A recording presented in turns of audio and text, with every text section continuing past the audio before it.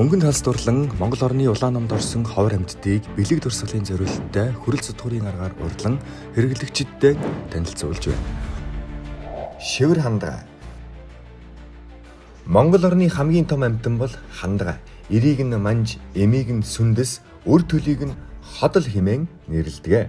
Дунджаар 8-аас 15 настай ба 95 толгой хавтгай ивэртэй байдаг. Биеийн дундаж өндөр нь 200-аас 300 см бол 280-аас 650 кг орчим жинтэй байдаг. Хуурай газарт 60 хүртэл км/цагийн хурдтай давхиж 32 км/цагийн хурдтай шогшдог бол усан доор 30 секунд шумбаж маш хол сэлж чаддаг. Халиун буг. Халиун буг буюу марал. Хөрөл зэвсгийн үеийн урлын өнөд болох буган хөшөөнд тэнгэр өөд тэмүүлэх буг. Монголын нууц товчоонд бүртэж он гэргий гуам марлын хамт хэмээн тэмдэглэсэн нь манай соёлын сашгүй нэг амьтан билээ. Эрийг нь дайр, эмийг нь согоо, төлийг нь янзаг хэмээн.